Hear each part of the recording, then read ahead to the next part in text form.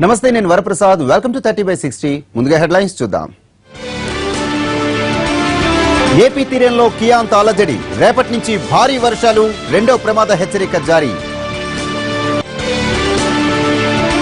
Pawan meeting కు సీమాంధ్ర హక్కుల చైతన్య సభగా పేరు, అనంతపురం ప్రాంగణానికి తరిమేల నాగిరెడ్డి నేమ్. కేసీఆర్ ఫ్లెక్సీకి బ్రాహ్మణ సంఘం పాలాభిషేకం, సదన్ నిర్మాణం 100 కోట్ల కేటాయింపునకు కృతజ్ఞతలు. 9 మావోయిస్టు మృతదేహాలు కుటుంబ సభ్యులకు అప్పగింత, మల్కనగిరి ఆసుపత్రి దగ్గరే మిగతా వాళ్ల బంధువులు.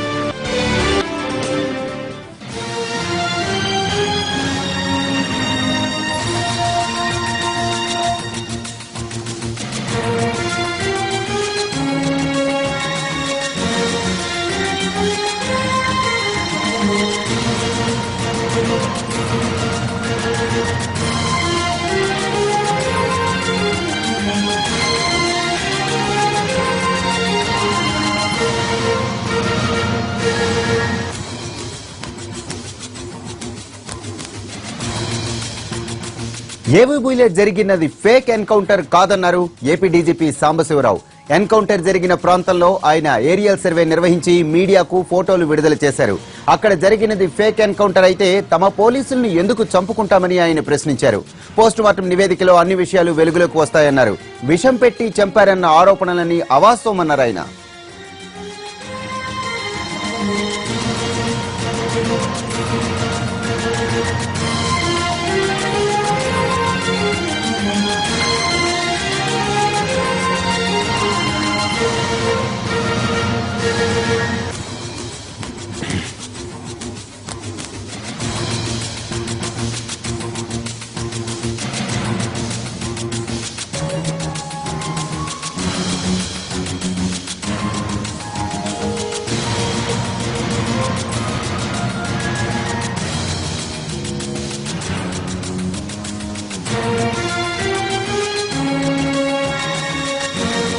ఏవీబీలో జరిగింది ఫేక్ ఎన్కౌంటర్ కాదన్నారు ఏపీ డీజీపీ సాంబశివరావు.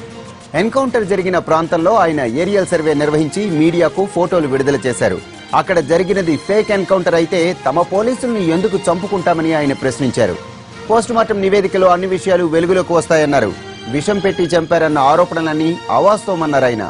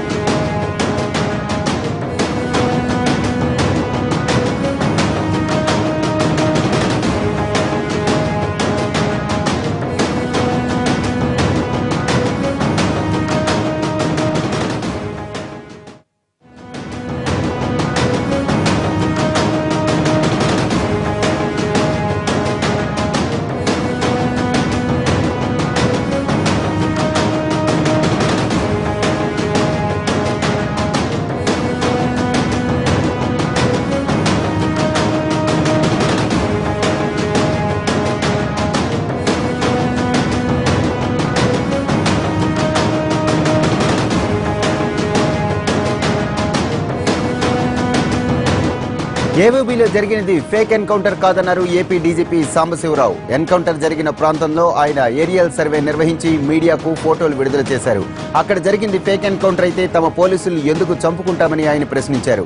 పోస్టుమార్టం నివేదికలో అన్ని విషయాలు వెలుగులోకి వస్తాయన్నారు. విషం పెట్టి చంపారన్న ఆరోపణలన్నీ అవాస్తవమన్నారు ఆయన.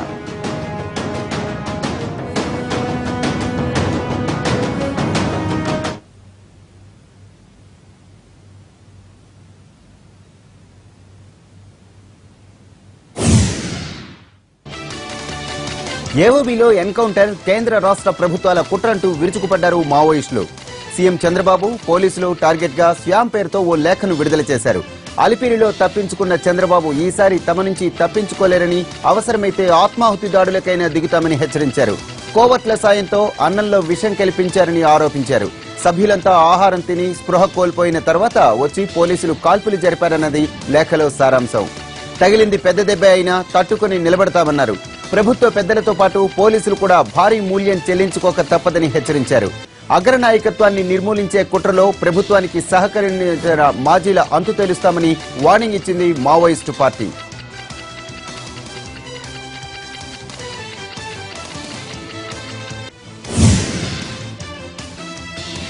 ఏపీ తీరం దిశగా కియాంత్ తుఫాను దూసుకొస్తోంది. ప్రస్తుతం విశాఖ తీరానికి దిశగా 570 కిలోమీటర్ల దూరంలో కేంద్రీకృతమై ఉంది. రేపు మధ్యాహ్నం నుంచి వాతావరణంలో భారీగా మార్పులు రానున్నాయి. మరోవైపు 28, 29 తేదీల్లో ఏపీకి భారీ వర్ష సూచన ఉంది. మత్స్యకారులు అప్రమత్తంగా ఉండాలంటూ వాతావరణ శాఖ హెచ్చరికలు జారీ చేసింది.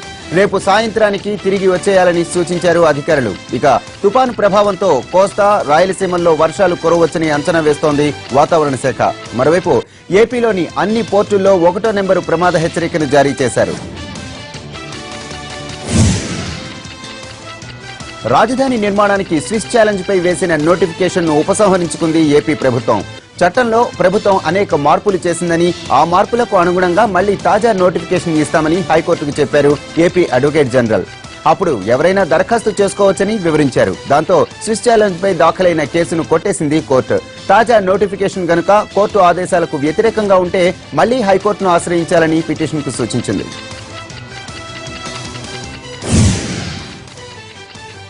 అమరావతిలో భూముల కేటాయింపునకు సంబంధించి సిఆర్డీఏ 50 కోట్ల చెక్ అందుకుంది. అమరావతిలో తమిళనాడుకు చెందిన ప్రముఖ విద్యా సంస్థ విట్ కు సర్కార్ భూమి కేటాయించింది. ఇందుకోసం ఆ సంస్థ 50 కోట్ల రూపాయలు చెల్లించింది. విట్ తో పాటు మరో 3 సంస్థలకు కూడా ఇప్పటికే భూమిని కేటాయిస్తూ సిఆర్డీఏ నిర్ణయం తీసుకుంది. ఇందులో మొదటి విడతగా విట్ సొమ్ము చెల్లించింది. ఇక్కడ ప్రత్యేకత ఏమిటంటే నిర్మాణం మొదలు కాకుండానే సిఆర్డీఏకు అందిన తొలి చెక్ ఇది.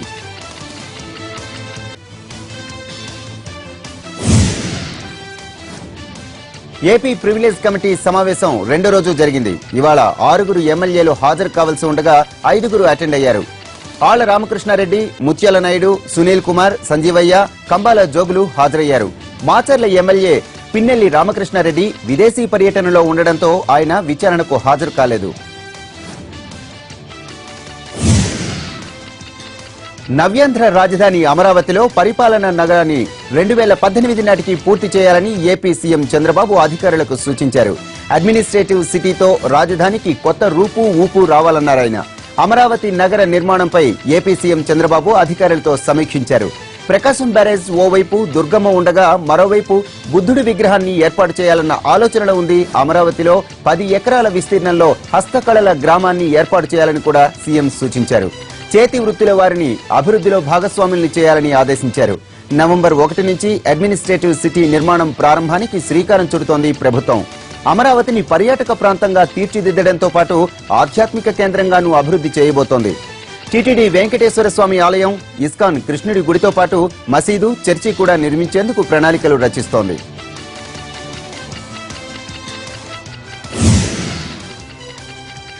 బడ్జెట్ అంచనాలకు మించి గనుల శాఖ ద్వారా ఆదాయం వస్తోందన్నారు మంత్రి కేటీఆర్. సచివాలయంలో ఆ శాఖ అధికారులతో సమీక్ష నిర్వహించిన మంత్రి పనితీరు ఆధారంగా ఉద్యోగులకు ప్రోత్సాహకాలు అందిస్తామని చెప్పారు. రాయల్టీపై సింగరేణి అధికారులతో మాట్లాడిన కేటీఆర్ ప్రభుత్వానికి రావాల్సిన 1000 కోట్లను వెంటనే చెల్లించాలని కోరారు. కొత్త జిల్లాలు ఏర్పాటైన క్రమంలో కలెక్టర్లందరితో గనుల శాఖ, ఇసుక సరఫరాపై వీడియో కాన్ఫరెన్స్ ఏర్పాటు చేయాలని అధికారులను ఆదేశించారు. ప్రభుత్వ పనులకు, ఇళ్ల నిర్మాణానికి ఇసుక కొరత లేకుండా చూడాలని చెప్పారు.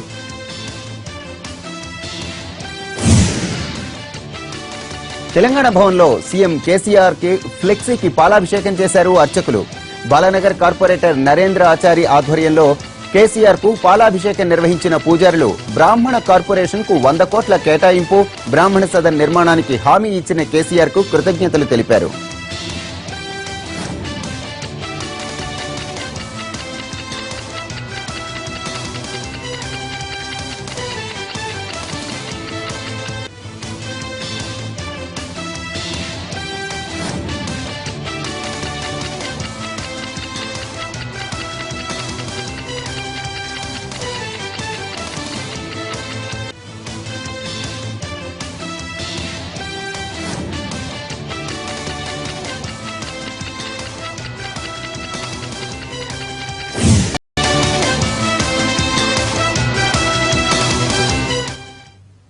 Back to news. నవంబర్ చివరి నాటికి తెలంగాణలో చేప పిల్లల పంపిణీ పూర్తి చేయాలని మంత్రి తలసాని శ్రీనివాస్ యాదవ్ ఆదేశించారు. ఇప్పటి వరకు 1137 చెరువుల్లో 9 కోట్ల చేప పిల్లల్ని పంపిణీ చేశామన్నారు. జిల్లాల్లో స్థలాల లభ్యతను బట్టి చేపల మార్కెట్లు నిర్మించేందుకు ప్రణాళికలు సిద్ధం చేయాలని మంత్రి సూచించారు.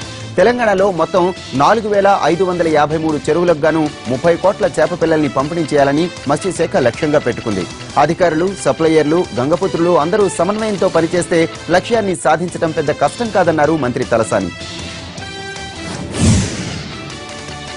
హైదరాబాద్ బంజారాహిల్స్ లోని మినిస్టర్స్ క్వార్టర్స్ ముట్టడికి ఆల్ ఇండియా స్టూడెంట్స్ ఫెడరేషన్ యత్నించింది. విద్యారంగ సమస్యల్ని సర్కారు పట్టించుకోవటం లేదని, ఫీజు రియంబర్స్మెంట్ బకాయిలు వెంటనే విడుదల చేయాలని డిమాండ్ చేశారు ఆందోళనకారులు. కొత్త సచివాలయ నిర్మాణానికి 100 కోట్లు ఖర్చు చేస్తున్న ప్రభుత్వం ఆ నిధులు విద్యారంగ అభివృద్ధికి వెచ్చిస్తే బాగుంటుందన్నారు. ముట్టడి యత్నంతో మినిస్టర్స్ క్వార్టర్స్ వద్ద పరిస్థితి ఉద్రిక్తంగా మారింది. దీంతో ఆందోళనకారులను అరెస్టు చేశారు పోలీసులు.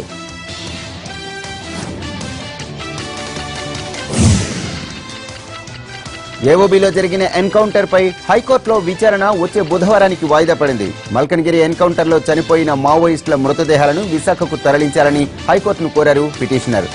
అది ఒడిశాలో జరిగినందున తమ పరిధిలోనికి రాదని స్పష్టం చేసిన ధర్మాసనం ఎన్కౌంటర్ పై పూర్తి సమాచారం అందించాలని ఏపీ ప్రభుత్వాన్ని ఆదేశిస్తూ విచారణను బుధవారానికి వాయిదా వేసింది.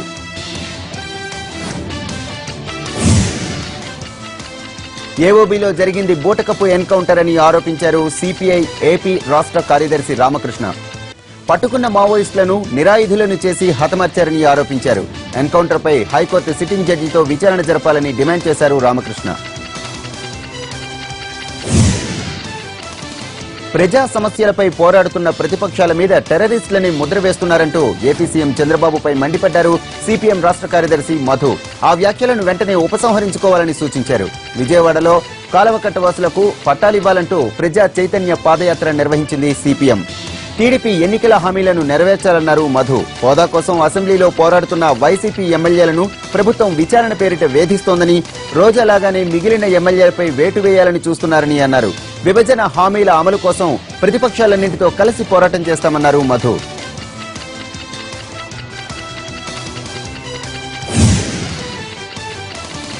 ఇళ్లు వదిలి అడవిలో బతుకుతున్న అన్నలు ఇళ్లకు చేరాలంటూ ర్యాలీ నిర్వహించారు విశాఖ జిల్లా వాకూరు గ్రామస్తులు. తమ గ్రామానికి చెందిన కొందరు నక్సల్స్ ఉద్యమంలో చేరారని, వారంతా ఇంటికి రావాలని కోరారు. మీకోసం మీ కుటుంబం, మీ వాళ్లంతా ఎదురు చూస్తున్నారంటూ ప్లకార్డులు, ఫ్లెక్సీలు ప్రదర్శించారు. విశాఖ జిల్లా పోలీసుల సహకారంతో ఈ సద్భావన ర్యాలీ నిర్వహించారు.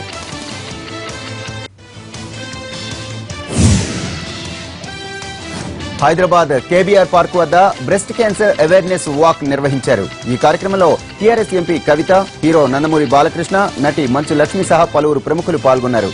అందరి కోసం శ్రమించే మహిళలు తమ ఆరోగ్యంపై శ్రద్ధ తీసుకోలేకపోతున్నారన్నారు ఎంపీ కవిత. మహిళల్లో వచ్చే రొమ్ము క్యాన్సర్ పై అవగాహన పెంచుకోవాలని సూచించారు.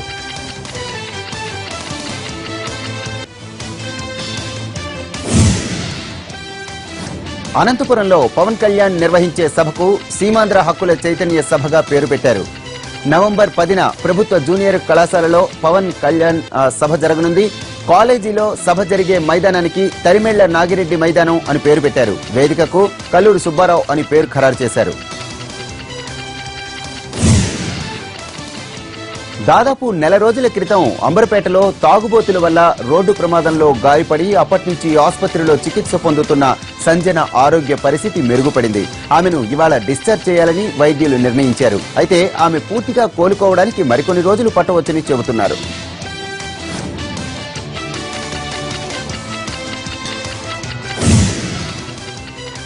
మితిమీరిన వేగం ముగ్గురి ప్రాణాలు తీసింది. తూర్పుగోదావరి జిల్లా రంగంపేట దగ్గర జరిగిన ప్రమాదంలో 2 చిన్నారులతో పాటు మరో వ్యక్తి చనిపోయాడు.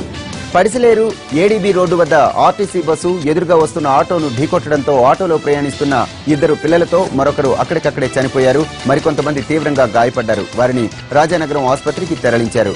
మితిమీరిన వేగం వల్లే ఈ ప్రమాదం జరిగిందని పోలీసులు చెబుతున్నారు.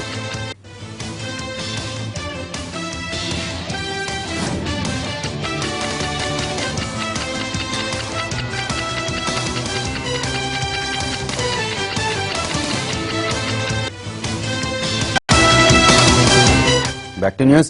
ఇప్పటికే పలు వివాదాలతో సతమతమవుతున్న బాలీవుడ్ సూపర్ స్టార్ సల్మాన్ ఖాన్ కు అతడి బాడీగార్డ్ రూపంలో మరో తలనొప్పి ఎదురైంది. అంధేరీలో నిన్న అర్ధరాత్రి జరిగిన గొడవలో ఓ వ్యక్తిని తీవ్రంగా గాయపరిచాడంటూ సల్మాన్ గార్డ్ షేరాపై పోలీసులు కేసు పెట్టారు. డిఎన్ నగర్ ప్రాంతంలో ఓ వ్యక్తిపై విరుచుకుపడ్డ షేరా తుపాకీతో బెదిరించడమే కాక బేస్ బ్యాట్ తో దాడి చేశాడు. దాంతో అతడికి తీవ్ర గాయాలయ్యాయి. బాధితుడి ఫిర్యాదు మేరకు 326, 506 కింద కేసు నమోదు చేసిన పోలీసులు పరారీలో ఉన్న షేరా కోసం గాలిస్తున్నారు. అయితే గొడవ ఎందుకు జరిగింది అన్న దానిపై ఖచ్చితమైన సమాచారం లేదు. షేరా దశాబ్దానికి పైగా సల్మాన్ బాడీగార్డ్ గా వ్యవహరిస్తున్నాడు. ఈ గొడవ జరిగిన సమయంలో షేరా ఒక్కడే ఉన్నాడని, అతడి వెంట సల్మాన్ రాలేదని తెలుస్తోంది.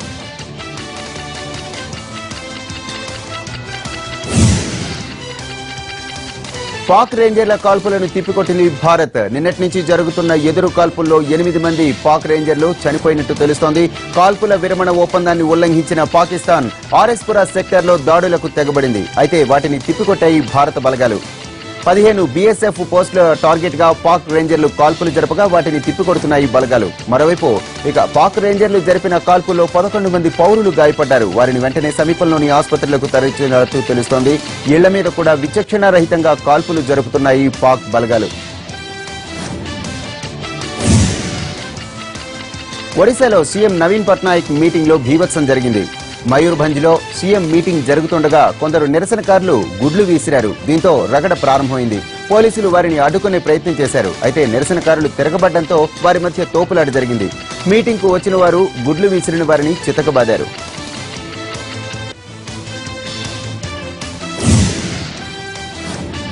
యూపీ సీఎం అఖిలేష్ యాదవ్ కొద్దిసేపటి క్రితం రాజ్భవన్ కు చేరుకున్నారు. ఇటీవల కేబినెట్ నుంచి తొలగించిన శివపాల్ యాదవ్ మరో 4 మంత్రులను మళ్లీ మంత్రివర్గంలోనికి తీసుకోవాలని ములాయం ఆదేశించడంతో వారికి సంబంధించిన లేఖను గవర్నర్ కు అందించినట్టు తెలుస్తోంది. త్వరలో వారు ప్రమాణ స్వీకారం చేస్తారని ప్రచారం జరుగుతోంది.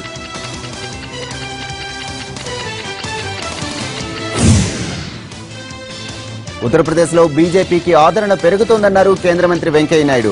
వచ్చే ఏడాది జరగనున్న అసెంబ్లీ ఎన్నికల్లో బీజేపీ అధికారంలోకి వస్తుందని ధీమాగా చెప్పారు. బీజేపీకి ఆదరణ పెరుగుతున్న సంగతిని గ్రహించే సమాజ్వాదీ, బహుజన సమాజ్వాదీ పార్టీలు అసత్య ప్రచారాలు మొదలుపెట్టాయని విమర్శించారు. కుల మత రాజకీయాలు నెరిపే బీఎస్పీ, అంతర్గత కుమ్ములాటలతో సతమతమవుతున్న ఎస్పీలు బీజేపీని విమర్శించడం తగదన్నారు. ట్రిపుల్ తలాక్ పై కాంగ్రెస్, ఎస్పీ, బీఎస్పీలు తమ తమ పార్టీల వైఖరిని స్పష్టం చేయాలని డిమాండ్ చేశారు.